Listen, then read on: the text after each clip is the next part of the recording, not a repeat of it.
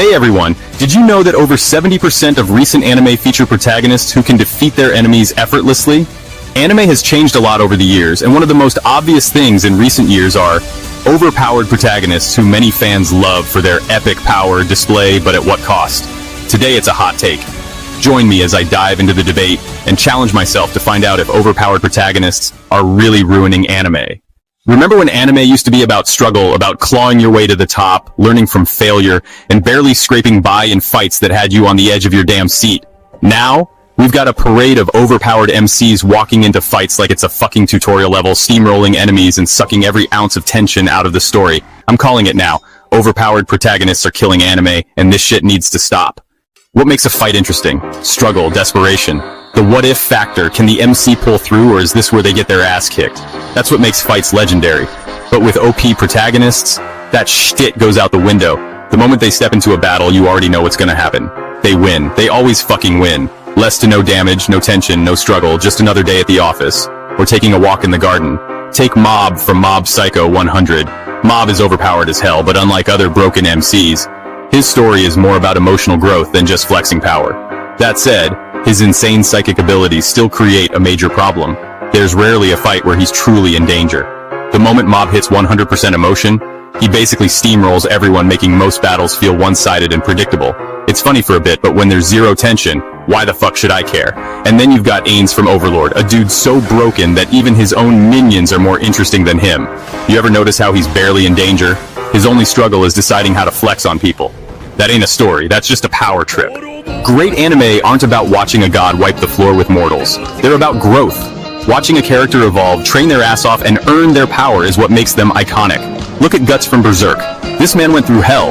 He was weak, he suffered, and he fought tooth and nail for every bit of strength he had. That's why when he finally gets strong, it feels earned. Even Goku, Ichigo, and Yusuke, for all the plot armor they get, had to work their ass off. They weren't the strongest. All 9F them had to fucking struggle to get where they are today. That journey? That's what makes them interesting. But with OP protagonists, there's no journey, no struggle, no setbacks. Just, oh look, I got another broken ability because the plot says so. It's lazy as fuck. It absolutely kills any tension in the story and offers no character development beside carsy broken power-ups. What makes a story great are an average protagonist who needs to climb his way up and defeat a great villain to make it satisfying. A good hero needs a great villain. But when your MC is broken as hell, what happens to the villains? They turn into punching bags. Think about it, what's the point of an evil mastermind when the MC can one-shot him? What's the point of an unstoppable demon lord when the protagonist has some bullshit ability that cancels all damage? Villains in OP protagonist anime don't matter. They're not threats to all, just a stepping stone for the MC to get more broken abilities. They're obstacles that exist only to get stomped. And once that happens enough times, you stop caring. Compare that to villains like Madara from Naruto, Frieza from Dragon Balls, or Aizen from Bleach. These villains felt real. They push the MC to break through their limits, get stronger, and give a fierce battle that would be memorable and important for the story. They push the protagonist to their limits, forcing them to outthink and outfight them. That's why they are some of the most iconic villains in anime history. That's how you make a compelling story. But if your MC can just breeze through everything, what's the fucking point? Overpowered protagonists are turning anime into power fantasies for people who don't want to see their MC work for shit. One critical insight that I've gained from analyzing overpowered protagonists is that they can be both a blessing and a curse. On the one hand, they can make a show feel epic and exciting, with action scenes that are truly breathtaking. But on the other hand, they can undermine character development and tension, making the show feel shallow and unengaging. Some examples of overpowered MC are from some popular adaptations. Sung Jin-woo is the definition of a power fantasy gone too far. He starts off as weak, but the moment he gets the system, he turns into a walking cheat code, leveling up endlessly, gaining broken skills, and never facing a real challenge. The problem? He's too damn overpowered. There's zero struggle, zero risk, and zero real tension in his fights. He just keeps getting stronger without any setbacks, making every battle feel predictable as hell. His enemies aren't threats, they're just stepping stones for him to flex on.